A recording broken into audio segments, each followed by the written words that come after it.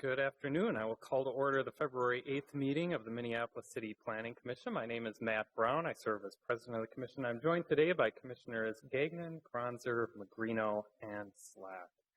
Our first item of business is to approve the actions from the January 25th meeting. May I have a motion to approve those actions? We have a motion and a second. All in favor? And that motion carries. Our next item of business is to organize the agenda. You can find hard copies of the agenda in the hallway. We'll determine which items will be on consent, which will be discussed, and which will be continued. So starting at the top of the agenda, the first item is a right-of-way vacation on the vicinity of Main Street Northeast.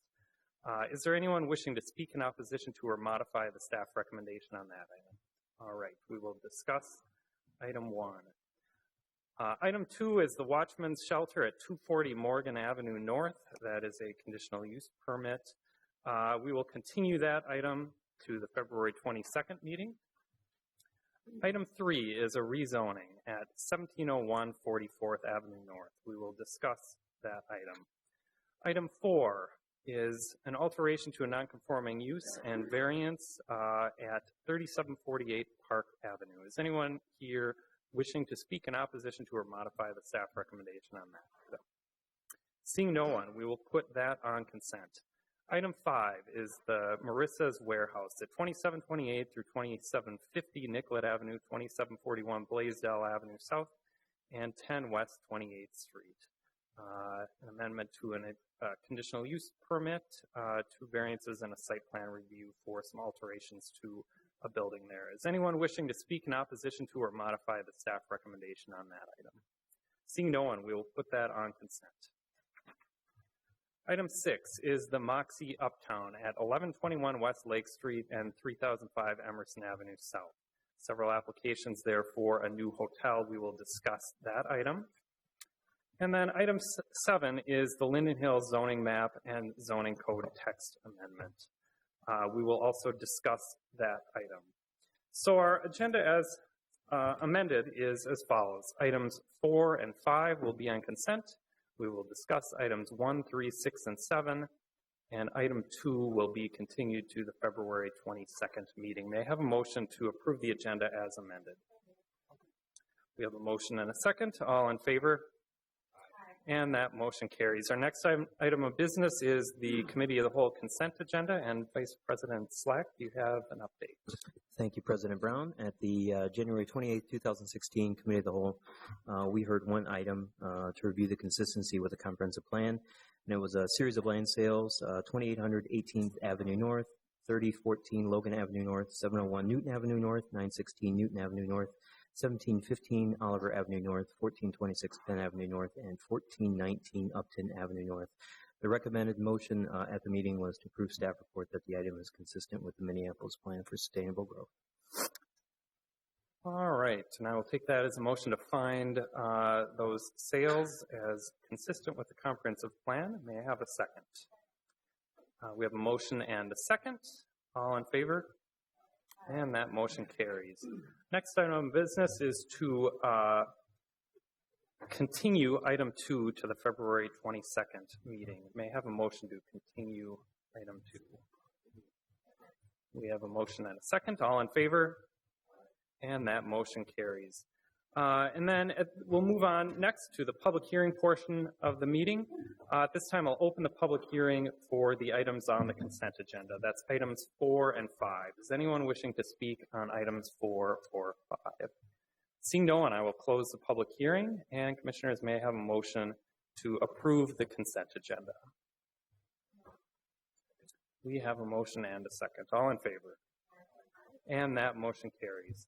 Next, we'll move on to our items for discussion. We will begin with item 1. I will say, I know we have a number of people here who wish to speak on several of the items. We are going to adopt some different procedures because of that, just to make sure we still run an efficient meeting. So for each of the items, we'll take no more than 45 minutes of public testimony, and individual speakers will be limited to 2 minutes each. So I will ask that you just be mindful of keeping your remarks fairly concise, not simply repeating things others have said. We have received many emails upon at least a couple of these applications and have read through them. So we just wanted to remind you of that. And also, in addition to that, we'll ask that the applicants speak no more than 5 minutes each. The applicants will have an opportunity to respond to any questions that the commission might have. So again, we'll start with item number 1, which is a right-of-way vacation, and staff is Hillary Dvorak. Good afternoon, Commissioners. This is an application by BNSF Railroad. They're proposing to vacate two portions of streets that only exist on paper. It is Main Street Northeast from 29th Avenue to 31st Avenue, and then 30th Avenue Northeast on the right-of-way of 30th Avenue Northeast from Main Street over 128 feet approximately. So on the map, and it's not showing up green on the overhead very well, but the red area is what's proposed to be vacated. It's platted as public right-of-way. And in exchange for that, what the city has negotiated is an easement over this area, which functions as an alley today, but it is not a public alley. It was never platted as such. And so, as you can see on this is the Hennepin County map, the railroad properties go up and abut the neighbors' properties on the east side of California Street.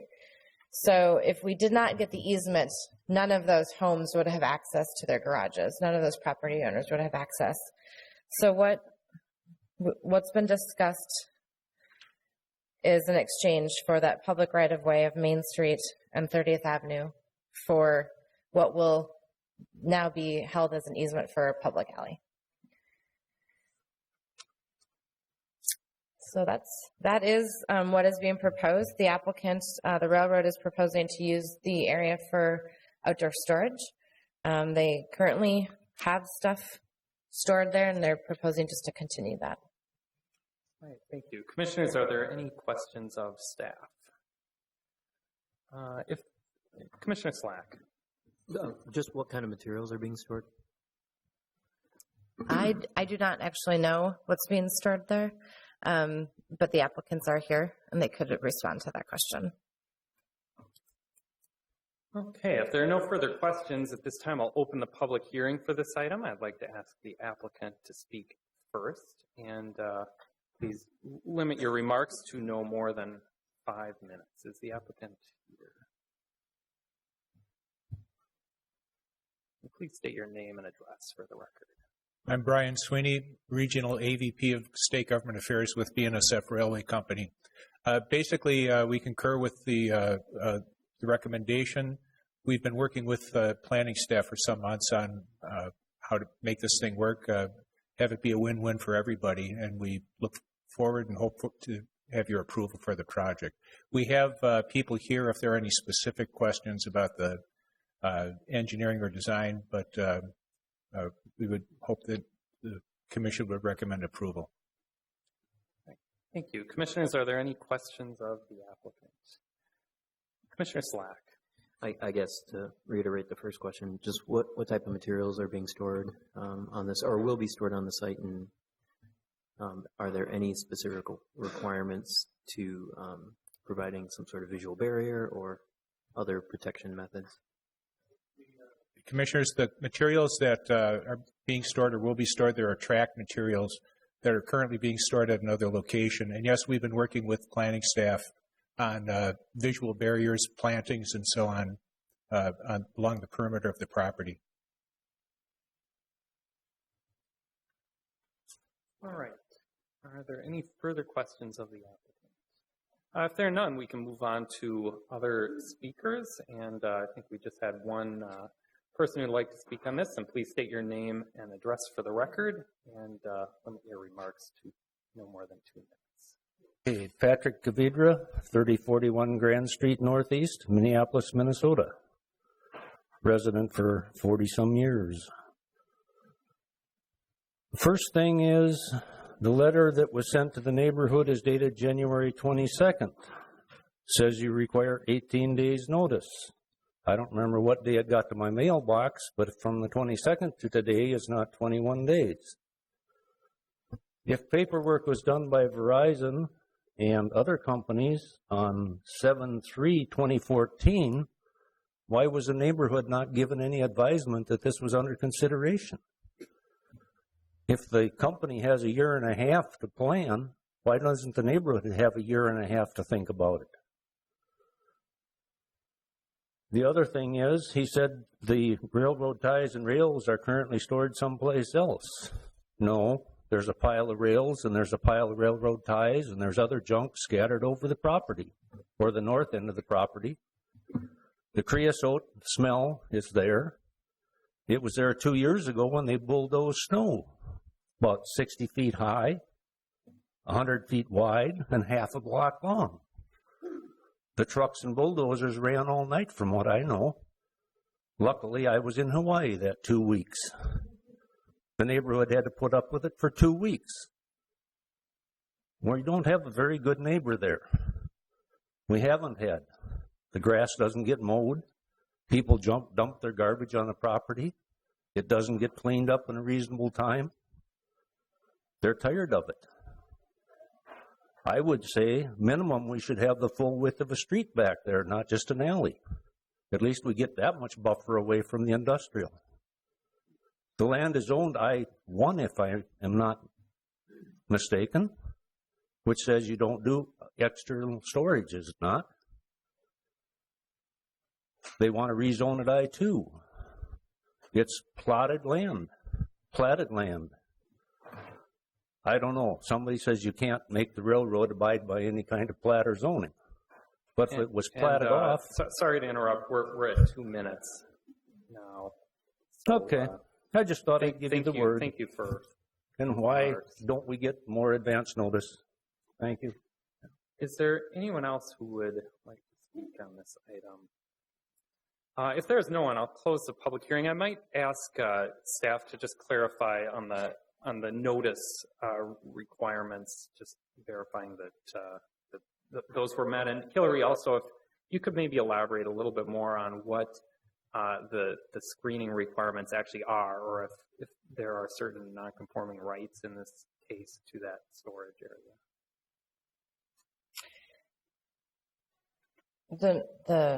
The notice requirements, there's a 21-day notice requirement that we send out to the neighborhood organization and the council office. It's a 15-day notice to the property owners within 350 feet of the site. So there are two different time frames that occur. The railroad, the site is zoned I-1. To do outdoor storage, you do need I-2. However, the railroad is exempt. They're federal. It's a federal exemption that they have, and so they are exempt from our zoning rules. So as part of the process, and this has been going on for over a year, as part of the process, what is in the memorandum, or the easement memorandum that's in your packets, they will be where the red line is, fencing off. There'll be a 6-foot tall vinyl coated chain link fence, and then on the side facing the alley, if you want to say, where that easement will be, there will be plantings. So there will be screening, both the fence and then landscaping. And staff has reviewed the memorandum. We've also reviewed the landscape plan, and we have approved that. Commissioner Luke-Pierre. Yeah, Howard, I had a question. In the packet, it talks about the easement across the alley, and that's a separate application. When is that going through the process, and where's that? When we get to the city council, so the vacation will go through zoning and planning committee and also city council. There'll be a 3-prong resolution that we'll be writing. One of those prongs will be acceptance of the easement over what will function as the alley. And then, since it's considered still their private property, even though there'll be an easement for residents to use, does that mean that they can use equipment in on it at all hours of the night as of the railroad, or how does that affect this? I don't know the answer to that question. They won't have access to this property from that area because there will be a fence there, so they will not be able to drive through onto this property where the storage will be occurring. I'm just asking about the alley or the easement / non-alley alley. Like, is that something where the residents could find themselves not having unfettered access to what they're going to think of as an alley, even though it's technically an easement on private property at that point? I guess I would have to ask the right-of-way Department of Public Works that question. I would think it would have the rights of an alley like any alley does right now, where utilities could be there for up to 30 minutes without an obstruction permit. Okay. So some of the letter writers talked about the loud removal and moving of snow at all hours of the night. And then my other question was about the chain link fence, because it's hard to tell on the graphics exactly what the site plan is in terms of where it's going and, you know, what's going under it to make sure it doesn't just get a bunch of weeds and crud growing through it and being a big eyesore. I mean, it sounds like, you know, storing materials could be piles of railroad stuff. So is it my understanding that between the alley and the soon possibly to be vacated road, that's where they're tossing the stuff anyway, so they just want to be able to have the ability to use that road or the street as well? I don't think I'm following you, Commissioner Lipke. So when I look at I'm going to call it an alley, even though it's their property. The alley is versus where the street to be vacated is, that green area. That's owned by the railroad, correct? Correct. So this is the northerly half. So here are the railroad tracks. There's no street there. Right. It's just land that technically they don't own yet. It's a sliver of land correct. that the city owns. Correct. And so then it's green space right now, and then there's like a bituminous. Doesn't look like a city alley because it was never constructed as one. It's a bituminous driveway. And is there a reason why we went for an easement instead of just a swap? Because that was brought up in the letter as well, and I was wondering why we wouldn't swap and give the city could gain formal access to pave it as they need to and such. Don't know why. I inherited this application. Yeah. And I know the reason it's taken this long to get to a public hearing is because of the agreement that needed to be drafted and signed by all parties. So I don't know. That would be a question for the railroad, why the city didn't, why we didn't replat an alley. I don't know. So I'll ask them then. Thanks, Hillary. Okay, are there any further? Oh, Commissioner Bender. Thank you, Mr. Chair. I'm having trouble understanding this because what I'm hearing is that the railroad is using their property for a use that we don't allow, but we can't regulate them. But then why would we give them this easement? I mean, seems like our only control that we have left. And so I'm just struggling a bit with why we would, what is the benefit to the city for this recommendation, or is that not part of our consideration here? They're giving us the easement. So we have an easement over what provides access to all of those homes.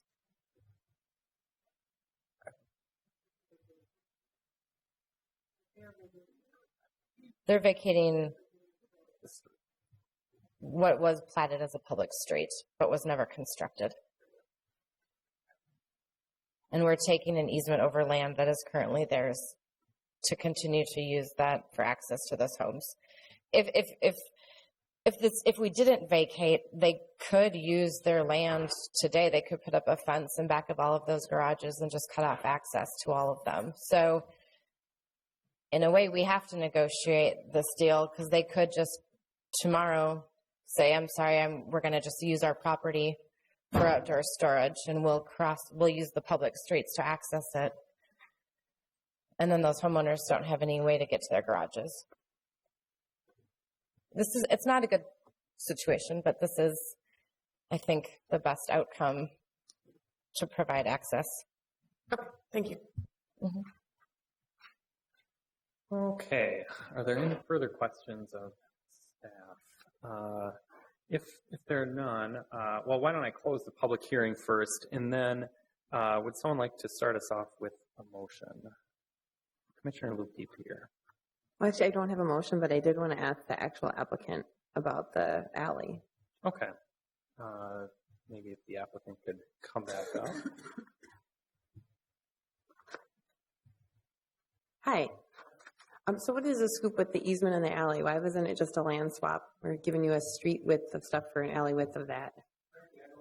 Why it was determined to do it as an easement rather than a conveyance, I really don't know what happened in those discussions. Your other question about our use of the alley, our goal is to not use the alley.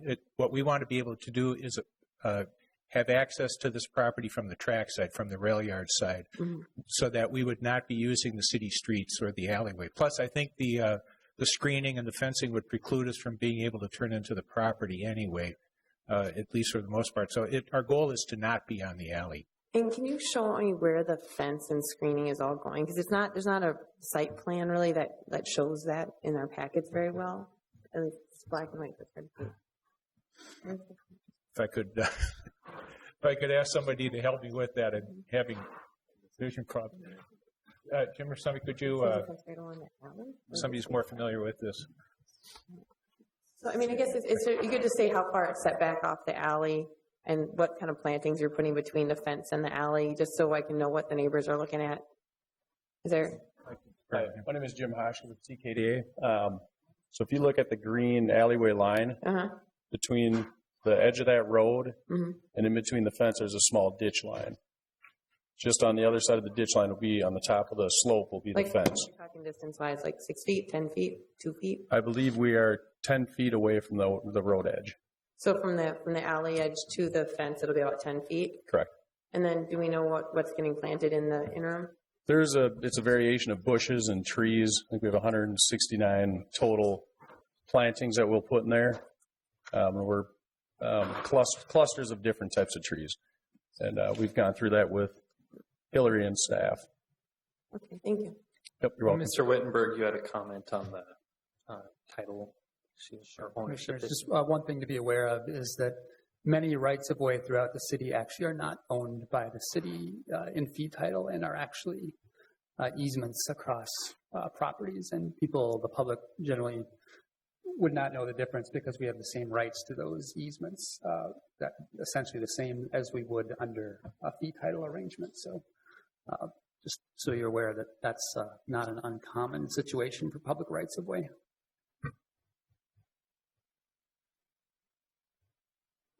Okay. Are there any questions, or would anyone like to start us off with a motion?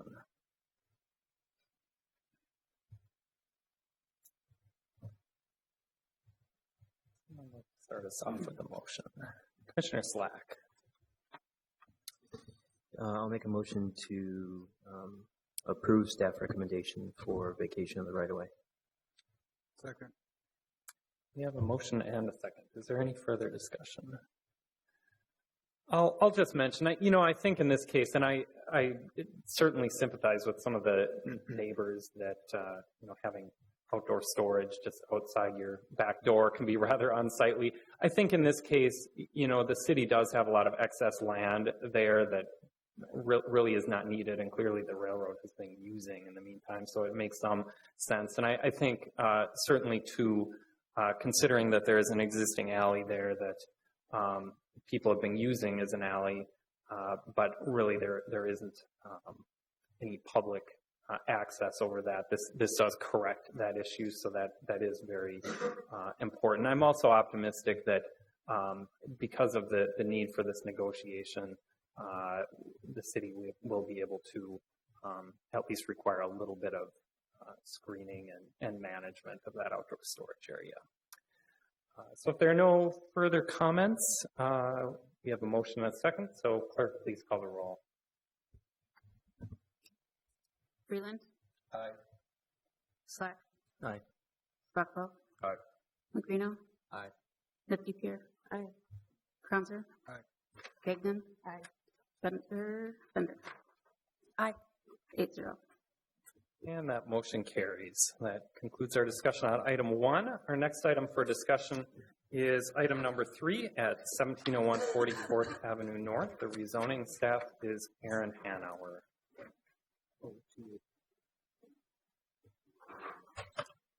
Good afternoon, Chair and Commissioners. CPED is recommending denial of the rezoning request to go from C1 to C2 at 1701. The request is to allow for a grocery store or convenience store to have tobacco sales. And since 2008, it's been a City of Minneapolis licensing requirement that tobacco sales aren't allowed in the C1 zoning district. The subject property is located along the 44th Avenue community corridor. It's a 5,200 square foot lot with a 2,200 square foot building and 4 surface parking spaces. And there's no proposed exterior alterations as part of this project.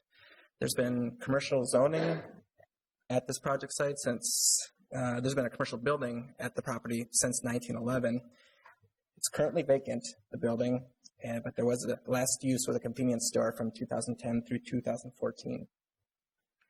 Just an aerial showing the area around the subject property and the community corridor. But CPED is recommending denial of the rezoning request based on the findings that we need to make a decision on. Summarizing findings 1, 2, and 4, we did not see the rezoning request consistent with the comp plan, not in the public interest, and that there are reasonable uses with the current zoning. Previously mentioned, located along the 44th Avenue community corridor, the purpose of a community corridor is primarily residential uses with intermittent commercial uses. And those commercial uses being generally small-scale retail uses, such as a bookstore, daycare, grocery store, like as what could be allowed as of right. And the 44th Avenue community corridor does follow that description by, you can see the R4 primarily being the zoning all along the corridor, and then with some parcels at those intersections zone C1. We feel that the C2 zoning would open up the possibility of minor auto repair facilities and possibly other auto-related uses if an additional site was zone C2, a neighboring site that would get to the required square footage for the lot. We didn't feel that rezoning request going to C2 would be consistent with the existing uses and the zoning in the area. As mentioned, that low-density residential uses combined with a neighboring auto-related use next to it has been found to be a situation where that can create some adverse impacts to those neighboring homes. And finally, did not see finding 5 that didn't see a change in the character or trend of development in the area that would warrant the rezoning request. The area has remained primarily 1- and 2-family homes, and that C1 zoning has been in place since the zoning code was updated in 1999. So there hasn't been a change in character of the area. I want to bring to your attention in your addendum packet a letter from the neighborhood supporting the rezoning request. And that's the only letter that we received since the publication. So I'll be happy to answer questions you may have for staff. Okay, Commissioners, are there any questions of staff? Commissioner Rockwell. So in the background section of the staff report, it mentions that there was Weber Camden Market convenience store operated at the location from 2010 until 2014. And then in the staff report, there's also a letter from the applicant's attorney stating that a convenience store doesn't appear to be feasible without tobacco sales at this location. So my question is, did this former Weber Camden Market, that did not have tobacco sales because it was zone C1? I can look at the city records after having a chance to look at my computer here in a second, but I believe there was at this site a convenience store predating the Camden Market from 2010 to 2014 that did have tobacco sales, but that was prior to 2008. And that market did go out of business. And if I'm incorrect in what I'm saying, I'll come back and update that. Got it. Thank you. Commissioner Magrino. Thanks. So looking at the first finding here, the first 2 sentences are, the proposed rezoning from the C1 neighborhood commercial district to the C2 neighborhood corridor commercial district would not be consistent with the comprehensive plan. The property is designated as a community corridor on the future land use map. Could you kind of explain the inconsistency in those 2 sentences? Yes. I tried to, maybe I glossed over it too quickly, but community corridor, different than the commercial corridor, and the community corridor being looking at and having more small-scale uses. And in summarizing, let's see here, two big parts of the community corridor description. Residential uses with intermittent commercial uses, and then wanting small-scale commercial uses. And what the applicant's proposing would still be that small-scale use. It's just when you go to C2 zoning that we feel opens up the door for greater intensive uses that aren't appropriate for community corridors, more appropriate for commercial corridors. Okay, are there any further questions of staff? If there are none, I'll open the public hearing, and I'd like to ask the applicant to speak first. And again, if you could limit your remarks to no more than 5 minutes, that would be good. Thank you. Good afternoon. My name is Mark Thiroff. My office address is 100 Washington Avenue South, and I am here this afternoon on behalf of the applicant. I understand I have very limited time, so I just want to touch on a couple of brief points. The first one relates to the history of the property in response to the question that was just asked. My client purchased this property in 2008. Before he purchased the property, he met with city staff to ask about his intended use of the property, which was grocery with a tobacco license. He was told accurately that at that time that was a permitted use of the property and he could apply for that license. However, by the time he closed, after getting his financing, that was at the height of the economic crisis, and came in to apply, he was told that a moratorium had been put in place and he could no longer apply for a tobacco license. By the time the moratorium was lifted, the ordinance had been amended and C2 is now required for that intended use. He was disappointed, but he decided to try to make a go of it and did open up a convenience store with he had a confectionery license at one point.